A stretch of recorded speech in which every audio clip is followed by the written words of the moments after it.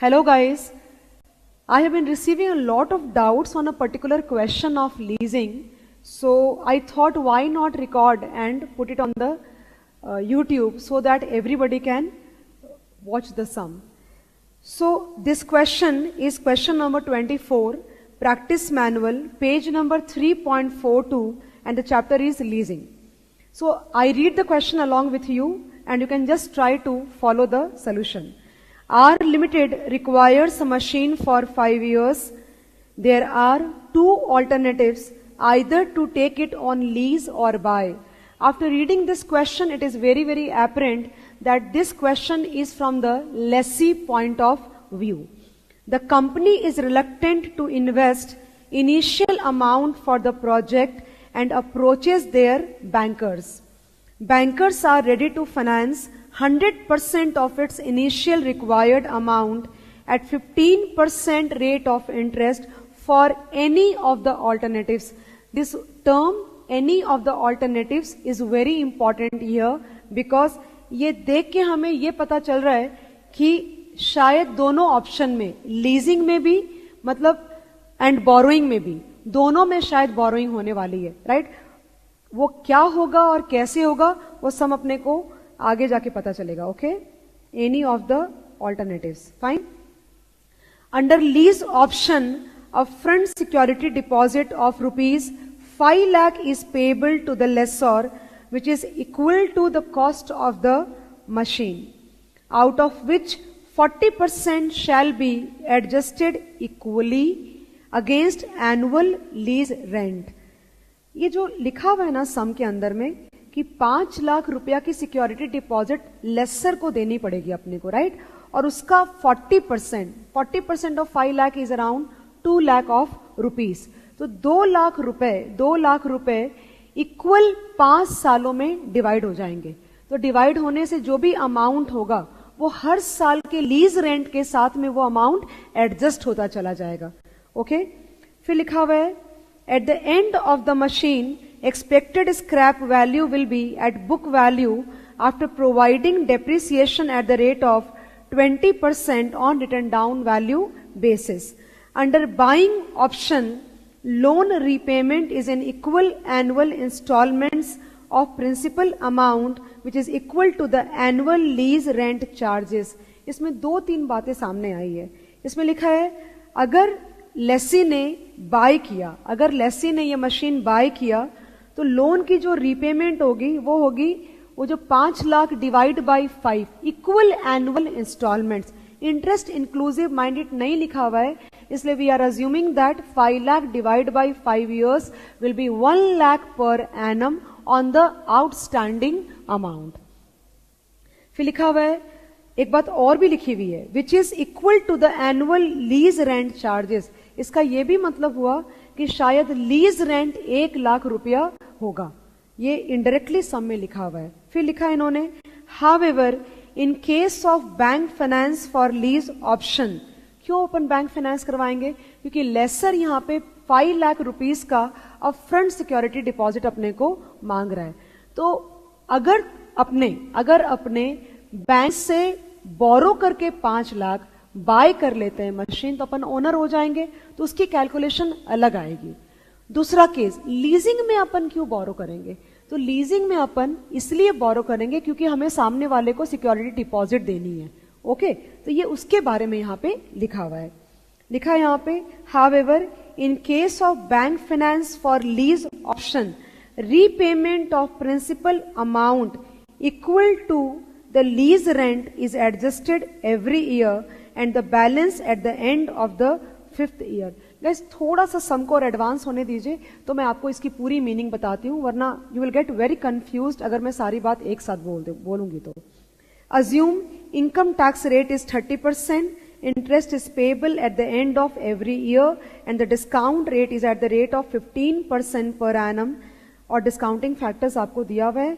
अपने को दोनों ऑप्शन का borrow and buy, borrow and lease, इन दोनों ऑप्शंस का अपने लोगों को एनपीवी निकालना है. Higher the better. This is the sum all about. पहले अपन ना बोरो एंड बाय का ऑप्शन सॉल्व करते हैं because I think that is relatively easier for all of you to understand as well. Fine.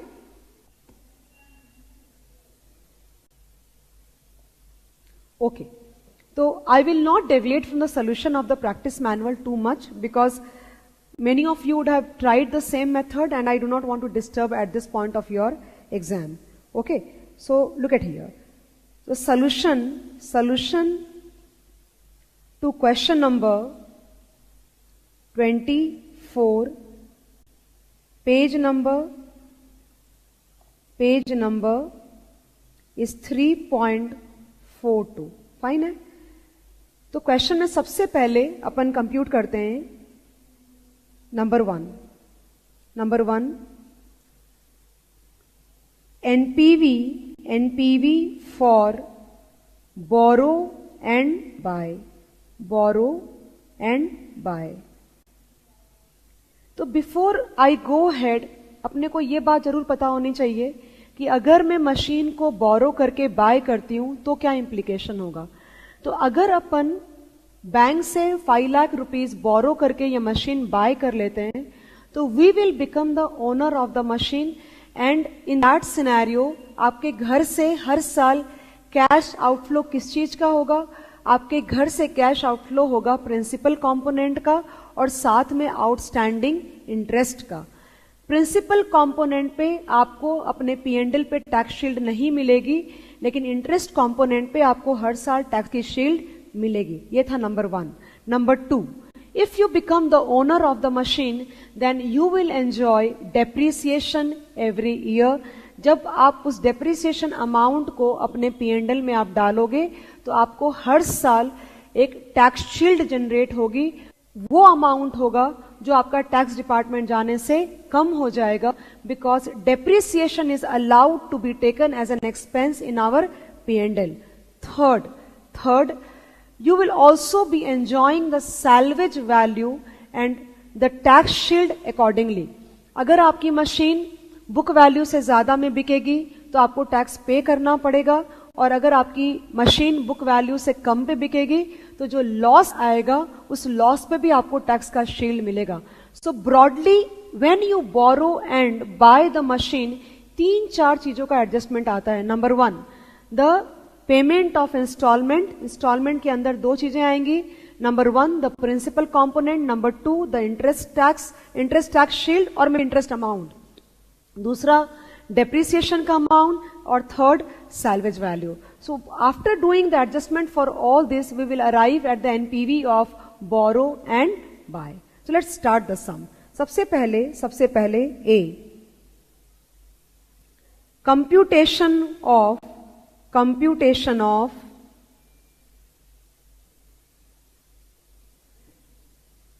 the loan installment and interest on outstanding balance. Okay तो ये करने से हमें हर साल बैंक को जो अपने को प्रिंसिपल कंपोनेंट की पेमेंट होगी वो मिल जाएगा और साथ में जो इंटरेस्ट अपन पे करेंगे वो भी मिल जाएगा. Okay start then. Year we are doing the sum for 5 years 3, 4 and 5. So outstanding then interest. As interest they are charging at the rate of 15%, I think. Just check it out. Yes, it's 15%. Interest at the rate of 15%. Then principal component and total installment.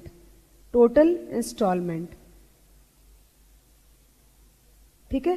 तो यहां पे outstanding first year के and पे है 5 lakh rupees. So 5 lakh into 0.15 will give you 75,000 का interest. And as I said you that principal will be repaid in 5 equal installments. तो first year में instalment ये एंड ऑफ द ईयर पे होगा तो टोटल अमाउंट आएगा 1,75,000 का. यहाँ पे सेकेंड ईयर में ये 4 लाख हो जाएगा बिकॉज आप अपने ऑलरेडी पे कर चुके हैं. Okay this will give us 60,000. Okay, और यहाँ पे वापस से 1 lakh, so that will become 1,60,000. ठीक है, फिर 3 lakh and so on. So 3 lakh into 0.15 will give you 45,000. Again 1 lakh, and this will become 1,45,000. Again this will be 2 lakh, and we will pay here 30,000 and 1 lakh for principal. This becomes 1,30,000. Last year में 1 lakh spending, we will pay 15,000 का interest, 1 lakh का principal component.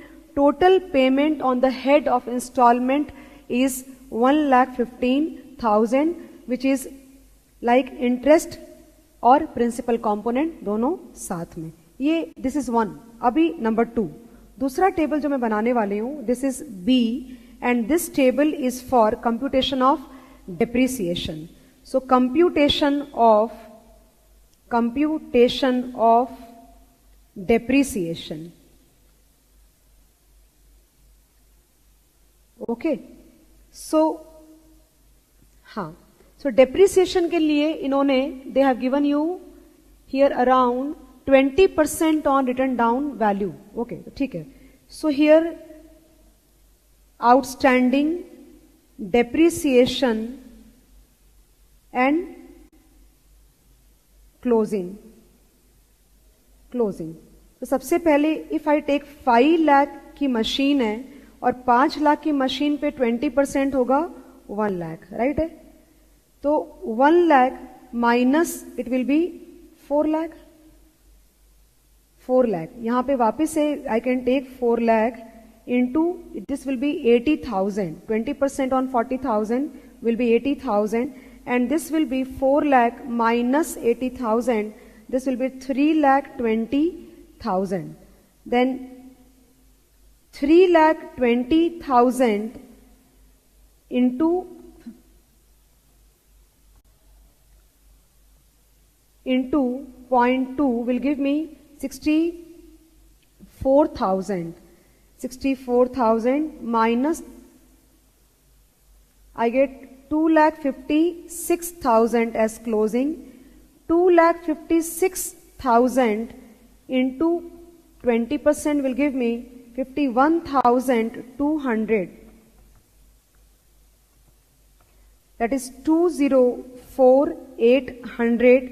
This is 204,800 into 20% will give you 40,960 minus 4,800 will give me 163,840. Fine. So this is your depreciation column. Now what we can do कि देखो आप कैसे भी schedule बना लो, कोई फर्क नहीं पड़ता है, कॉन्सेप्ट्स में पूरी क्लैरिटी होना चाहिए. अब ये जो अमाउंट अपने जाएगा, ये जो अमाउंट जा रहा है पहले साल में, इस अमाउंट पे ये वाला जो अमाउंट है, ये वाला अमाउंट और ये वाला अमाउंट, ये दोनों अमाउंट पे हमें टैक्स शील्ड जनरेट होगी. तो 75,000 of interest and 1 lakh of depreciation, total हो गया 1,75,000 का अपन खर्चा दिखा रहे हैं P&L के अंदर में. तो 1,75,000 पे 30% का अगर टैक्स बेनिफिट मिलता है तो 52,500 की अपन को टैक्स बेनिफिट आ रही है. मतलब जब ये ब्याज और डेप्रिसिएशन का अमाउंट P&L में जाएगा तो 52,500 के जितना अमाउंट हमारा उस साल टैक्स डिपार्टमेंट को जाने से बच जाएगा. तो what we can do guys, 1,75,000 minus 52,500 will be the net outflow in year 1. कैसे भी सम को लिख लो, कोई फर्क नहीं पड़ता उससे. फाइन है. ओके, तो थर्ड टेबल बना रही हूं. C, computation of net outflow. Computation of net outflow under borrow and buy option. अगर पैसा बोरो करके बाय किया तो again year 1, 1, 2, 3, 4 and 5. So cash outflow, ये कौन सा वाला कैश आउटफ्लो लेने वाली हूं? जो अपने ऊपर 1,00,000 रुपए प्रिंसिपल का और 75,000 ये वाला अमाउंट लेने वाली हूं मैं, ये वाला अमाउंट. ठीक है, तो ये अमाउंट आप जब अपन फाइनेंस में ना अक्रूवल बेस्ड कैलकुलेशन नहीं लेते हैं, अपने घर से सच में कितना पैसा गया है हम वो लेते हैं. ये एक बात हुई. दूसरी बात, 1,75,000 दैट इज 1,75,000 पर हमें सिर्फ 75,000 पे टैक्स का बेनिफिट अलाउड है. हमें वो जो 1,00,000 रुपीज है वो अमाउंट टैक्स कैलकुलेट करने के पहले पेंडल में डालना अलाउड नहीं है. तो 1,75,000 रुपीज एक्चुअली हम बैंक को देंगे, लेकिन क्योंकि 75,000 का ब्याज और 1,00,000 का डेप्रिसिएशन उस मशीन के नाम का पीएनडल में जाएगा, तो हमारे घर से पूरे 1,75,000 नहीं गए, हमारे घर से जाएगा थोड़ा कम.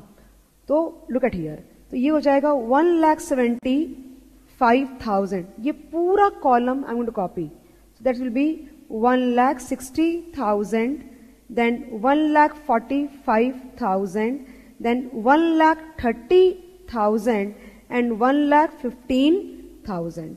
ठीक है.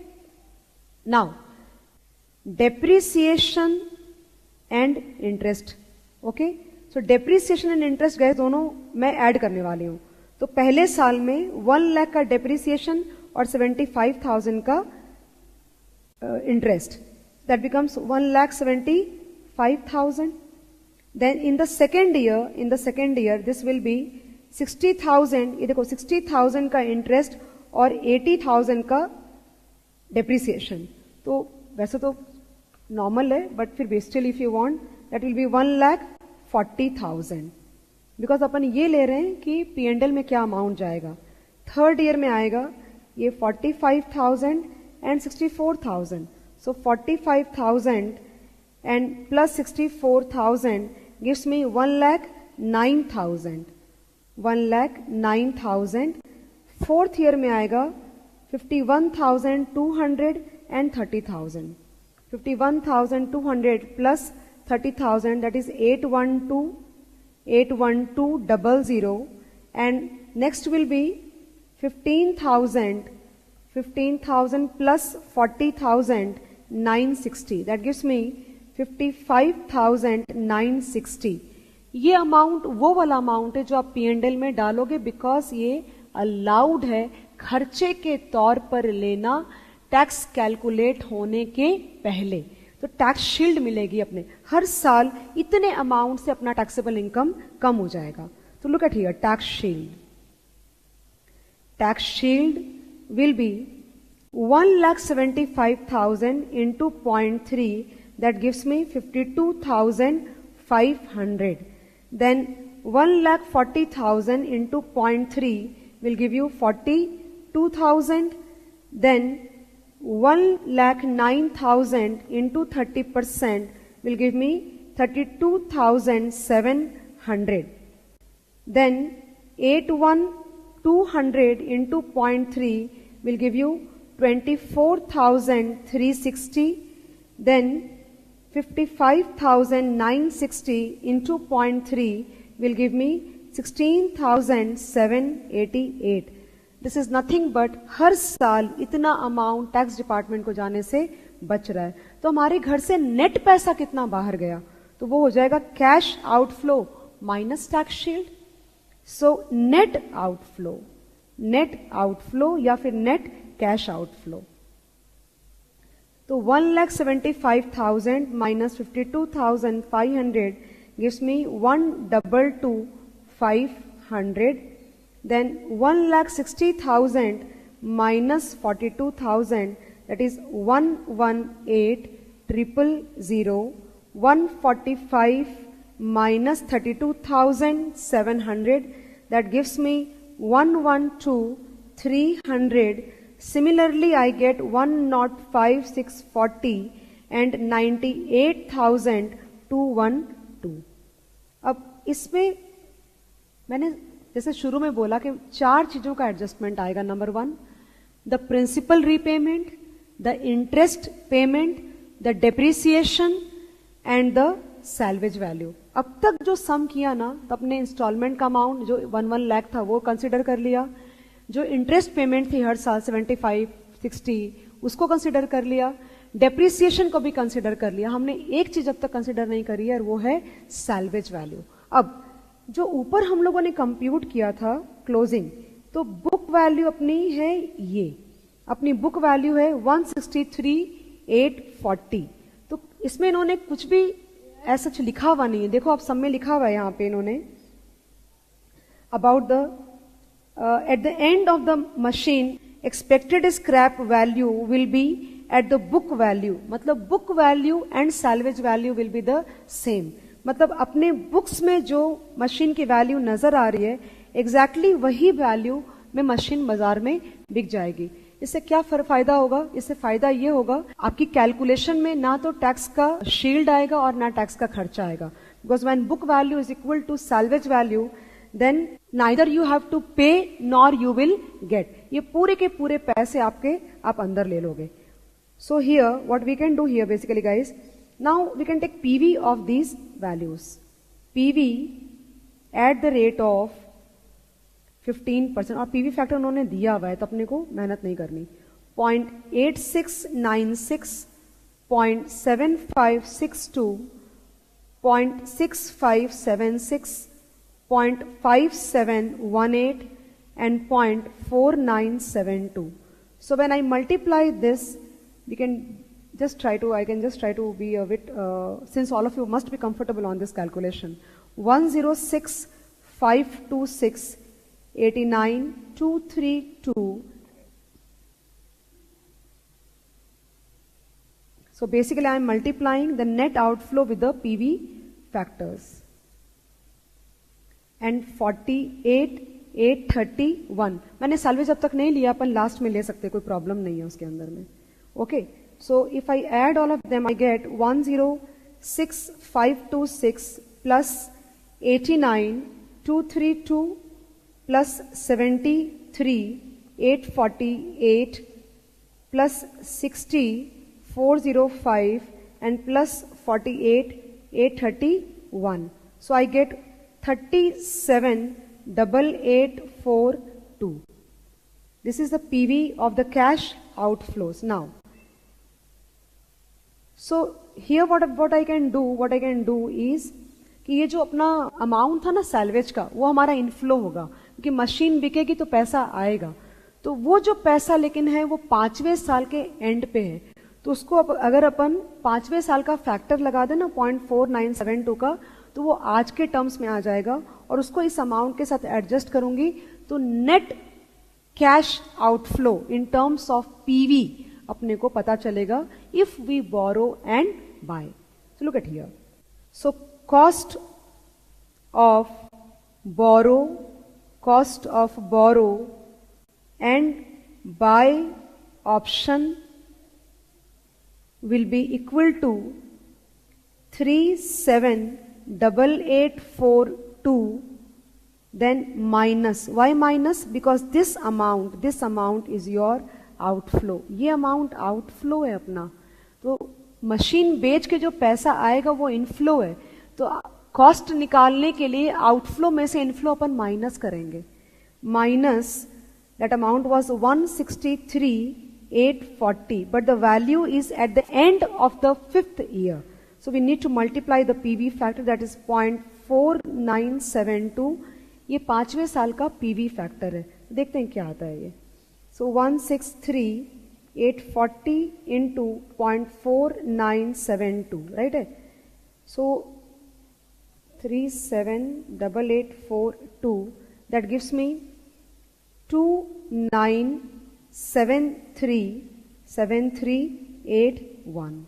This is the answer. मतलब this is the cost we will bear if we borrow and buy the machine in terms of PV. मतलब ये जो वैल्यू है ना ये 0 पे खड़ी है. अब अगला जो ऑप्शन कॉन्टेम्पलेट करने वाले हैं वो है बोरो एंड लीज, मतलब लेसर हमसे 5 लाख रुपया का डिपॉजिट मांग रहा है जो कि हम बैंक से बोरो करने वाले हैं, और वो जो अमाउंट होगा गाइस उसकी एडजस्टमेंट अकॉर्डिंगली कैसे चलेगी वो समय काफी कुछ मेंशन किया हुआ है। So I just show you. अगर उस ऑल्टरनेटिव का कॉस्ट इससे कम आएगा then we will go for borrow and lease, otherwise we will go for borrow and buy. Okay, चलो स्टार्ट करते हैं। नेक्स्ट, सो नंबर 2, बोरो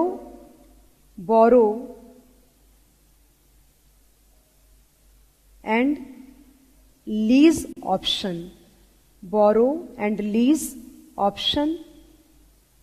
यहां पे थोड़ा सा समझाऊंगी मैं क्योंकि 2-3 चीजें यहां पे आ रही है। रादर मैं क्या करती हूं, एक डायग्राम बना के आपको मैं दिखाती हूं, ठीक है। तो डायग्राम कैसे आएगा वो देखो आप,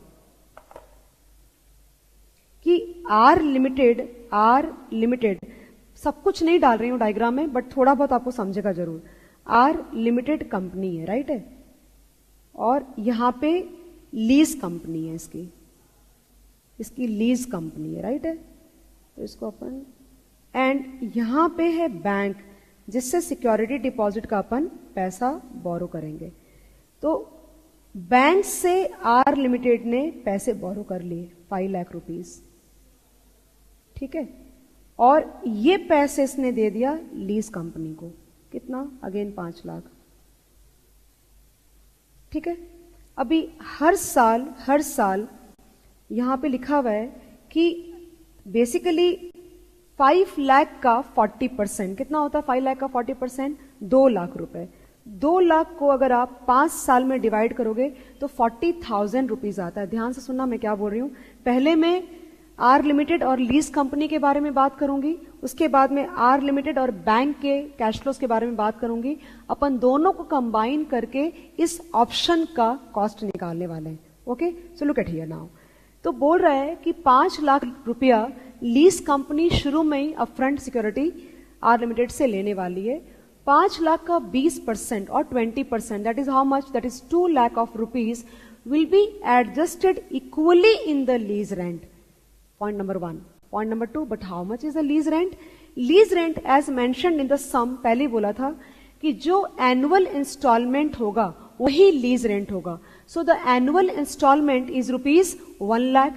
तो 2 lakh divide by 5 gives me 40,000 rupees per annum. Okay, तो अगर 1 लाख का लीज रेंट है तो उसमें से 40,000 रुपया तो ऑटोमेटिकली एडजस्ट होता चला जाएगा हर साल। ओके, और तो लीज कंपनी के पास में अपना कितने पैसे रह गए, 3 लाख रुपए रह जाएंगे, जो कि लास्ट वाले साल में वो हमें वापस कर देगा, ठीक है। और हम हर साल क्या देंगे, 60,000 रुपीज, बिकॉज हमें हर साल 1 लाख रुपया लीज रेंट का लीज कंपनी को देना है। तो 1 लाख में से 40,000 रुपया तो उस 5 लाख के 20% के डिपॉजिट से एडजस्ट होगा, बाकी 60,000 रुपया हर साल मैं लीज कंपनी को देती रहूंगी। Look at here. So,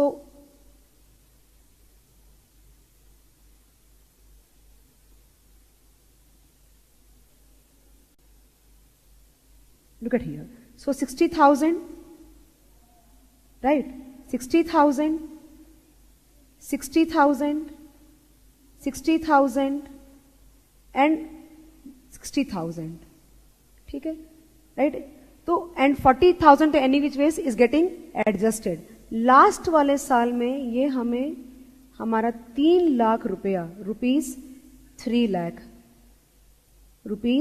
lakh. आप ये मत भूलना कि हमने 5 लाख रुपया अगर दिया है तो 5 लाख का इंटरेस्ट वो एंजॉय कर रहा है हमारा। वो 3 लाख रुपया हमें इस लास्ट वाले साल में जाके दे रहा है, तो जो भी अमाउंट है the interest is being enjoyed by the lease company. So do not think that कि 5 लाख में इट इज अ सस्ता ऑप्शन और something, it is not like that. It is just the structuring of the cash flows actually. So this is the cash flow here and plus 40,000. So plus 40,000 is getting adjusted from the 20% of this amount, right है, वो बात है। अब यहां पे सम में एक language उन्होंने लिखी है, वो ध्यान देना, वो बहुत इंपॉर्टेंट है। लिखा है under the lease option upfront security deposit of rupees 5 lakh is payable to the lessor which is equal to the cost of the machine, वो हमने पे कर दिया, you can see in the diagram, out of which 40% shall be adjusted equally against annual lease rent. मतलब 40,000 रुपया हम पे कर रहे हैं, ऐसा नहीं कि पे नहीं कर रहे हैं, ऑटोमेटिकली एडजस्ट हो रहा है, लेकिन अब हम घर से 60,000 रुपया हर साल पे कर रहे हैं। Eight the end of the machine expected scrap value will be at the book value after providing depreciation at the rate of 20% written down value basis। फिर लिखा है, देखो सब में एक लाइन यहाँ पे जो लिखी हुई है वो ये है, however in case of bank finance for lease option, look at this, ये लाइन बहुत इंपॉर्टेंट है, look at this, इसमें लिखा है however in case of bank finance for lease option repayment of principal amount equal to lease rent is adjusted every year and the balance at the end of the 5th year। You know what do you mean by this? इसका ये मतलब हो रहा है guys, इसका ये मतलब हो रहा है कि आर लिमिटेड 60,000 रुपया इधर पे कर रहा है, राइट है, और 40,000 रुपया 1 लाख का लीज रेंटल, राइट, तो 60,000 पे कर रहा है लीज कंपनी को और बाकी 40,000 लीज कंपनी उस सिक्योरिटी डिपॉजिट के 20% से मैनेज कर रहा है। और आर लिमिटेड यहां पे इस केस में हर साल बैंक को 40,000 का इंस्टॉलमेंट पे कर रहा है और लास्ट में जाकर के 3 लाख रुपए जो यहां पे देखो ये आए हैं, ये एज इट इज इसके पास चले जाएंगे, 3 lakh, right. So it is paying, इसको पे कर रहा है कितना, मतलब अपने कैश में से वो 1 लाख रुपया निकाल रहा है, 5 लाख रुपया का लोन लिया, पास ऑन कर दिया, ठीक है, 1 लाख रुपया हर साल देने की ताकत है मेरी, राइट है, 60 इधर दे दिया, 40 डिपॉजिट से मैनेज हो रहा है, बाकी जो बैलेंस अमाउंट है 40 का वो मैं इधर पे कर रही हूं। I can afford 1 lakh of payment every year, 60 here 40 here, 1 lakh में से 40 adjusted from the security deposit, here 5 lakh हर साल 40 हजार से घटता जाएगा, आउटस्टैंडिंग पे अपन ब्याज पे करते जाएंगे। Look at here now, so this is, तो हर साल 40,000 then 40,000 then 40,000 and again 40,000। This is how the cash flows are looking like. अब 2 शेड्यूल बनेगा, एक बनेगा इसके लिए और एक बनेगा इसके लिए, मतलब 2 पार्ट के लिए, दोनों को मर्ज करके फाइनल आउटफ्लो अपन निकालने वाले। Now look at here then, okay, so cash outflow from R limited to lessor, look at that, I language change कर दी मैंने थोड़ी सी, फाइन है। अभी ईयर 1, 2, 3, 4 एंड 5, तो net lease rental will be 60,000 every year. क्यों 60,000? बिकॉज 40,000 मेरे security वाले डिपॉजिट से मैनेज हो रहा है और जो बैलेंस 3 लाख था वो हमें वापस मिल गया यहां पे, राइट है, तो 60,000, 60,000 देन अगेन 60,000 एंड 60,000 एंड ये पेमेंट कर रहे हैं अपन लेसर को, राइट है, और हमें लास्ट वाले साल में you can take one more column if you want, security deposit, I think PM में भी उन्होंने ऐसे किया है, this is 3 lakh, this will be taken into brackets because ये सारे पैसे आउटफ्लो हैं 60 हजार का, 3 लाख का इनफ्लो है, राइट है। तो यहां पे गए अपन साथ में जब आप 60,000 का लीज रेंटल पे करोगे ना तो आपको टैक्स की बेनिफिट आएगी because lease rental is allowed to be taken as an expense in the P&L statement. तो यहां पे ही ले लेते हैं tax benefit on lease rental, right है। तो लीज रेंटल तो 1 लाख का है ना, 60,000 हम दे रहे हैं और बाकी 40 हमारे डिपॉजिट से एडजस्ट हो रहा है, लेकिन मैं लेसर को तो 1 लाख रुपए ही दे रही हूं ना हर साल, तो 1 लाख पे 30% का टैक्स बेनिफिट होगा और वो है 30,000 रुपया every year. Look at that. 30,000, 30,000, 30,000, 30,000 and 30,000. This should be also in brackets only actually, because this is your gain. So net will be 30,000. घर से रियल टर्म्स में पैसा गया. सेकेंड ईयर में भी 30,000, थर्ड ईयर में भी 30,000. 60 minus 30. Okay, now 30,000 again, and this will be minus 60,000 plus 3 lakhs and plus 30,000. I get 2,70,000 but negative because this is a inflow. Inflow हो गया. ये मैं इसको यहीं पे रहने देती हूँ. मतलब ये इस वाले पार्ट का अपन लोगों ने कैलकुलेशन कर दिया है. अब इसको ऐसे ही रहने देते हैं. राइट. अब करते हैं अपन इस वाले पार्ट के लिए calculation. Okay, start then. So cash outflow from are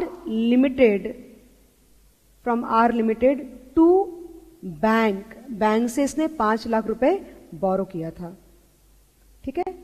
okay, सो यहां पे आएगा अगेन ईयर 1, 2, 3, 4 एंड 5.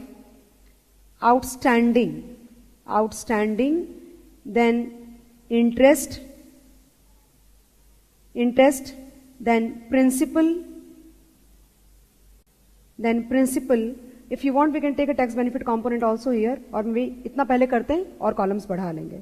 तो 5 लाख रुपए का पूरा आउटस्टैंडिंग है.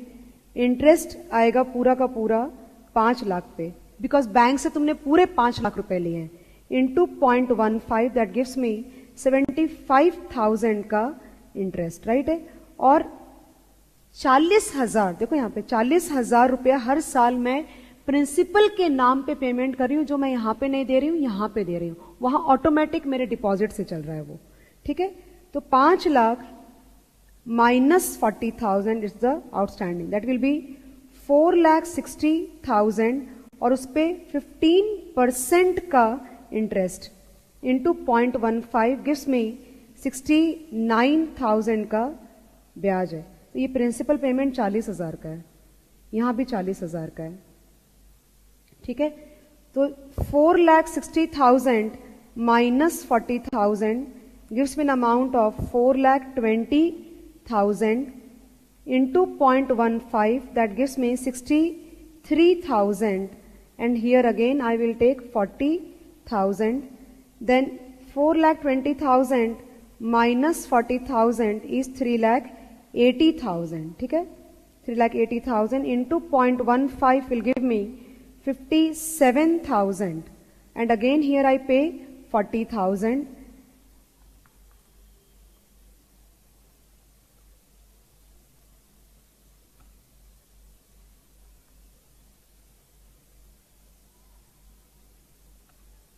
Basically 3,40,000 into 0.15 will give me 51,000, and again I pay 40,000 here.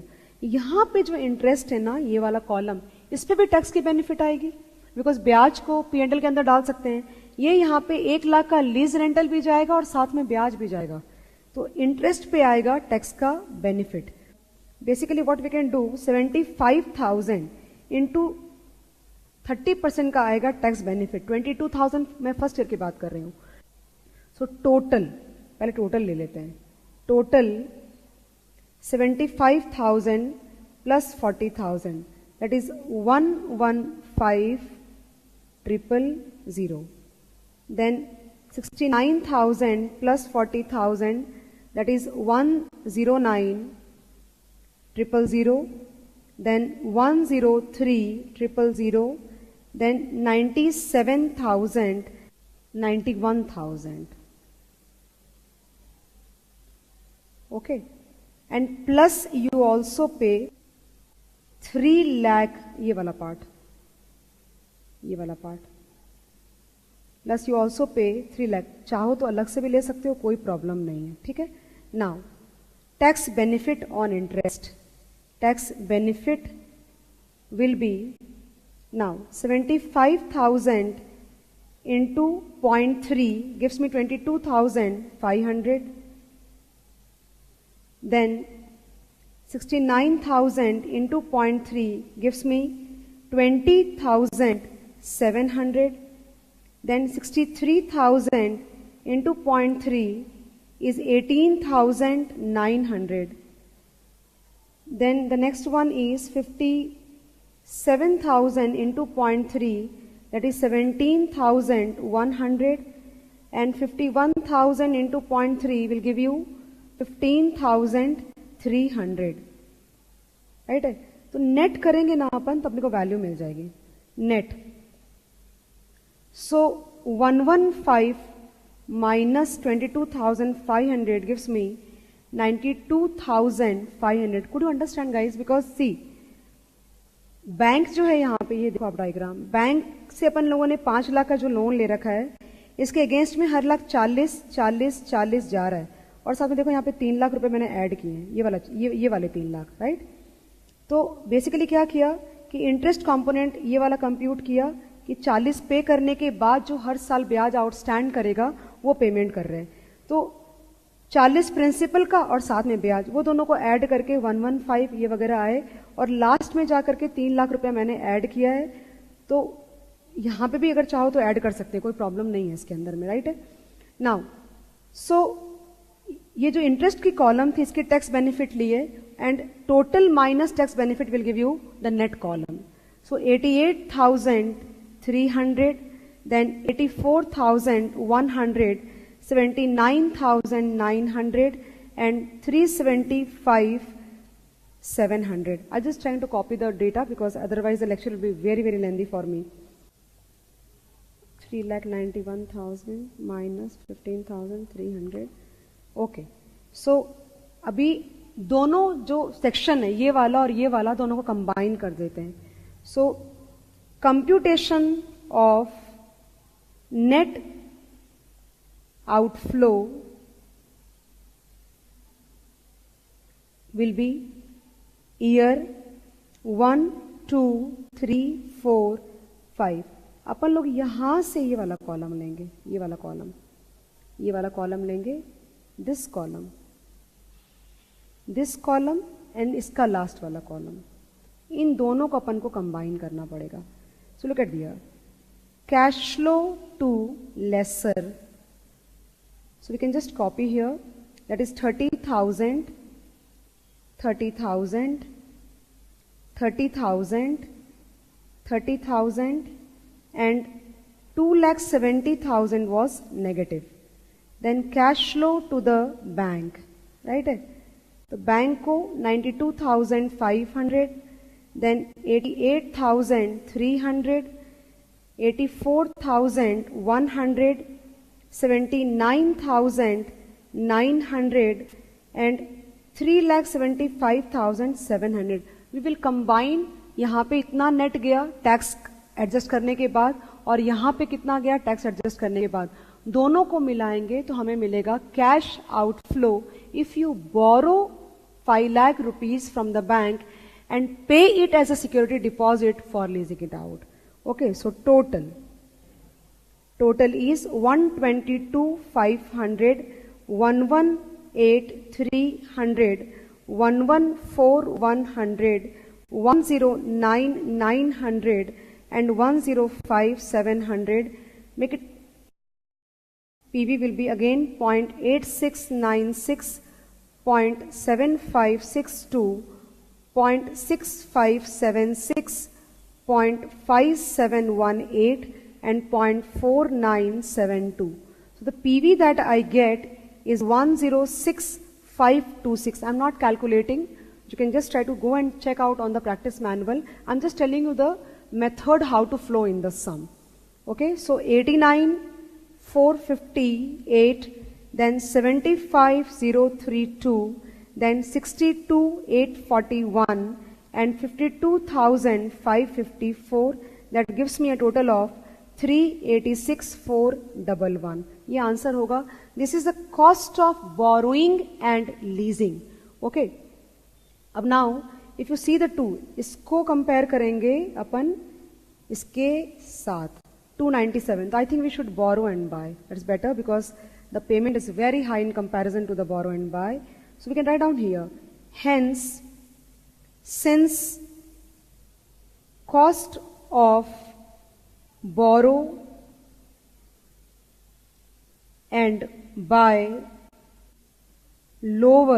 is lower, we recommend the same. So we do not recommend to borrow and lease it out because the cash outflows are very, very high in comparison to the borrow and buy option. That was it. I don't see any reason why I shouldn't be able to understand this question after this. So please go through the solution. Try to see it again if you do not understand. Still, if you have doubts, you can post. No problem. Thank you so much.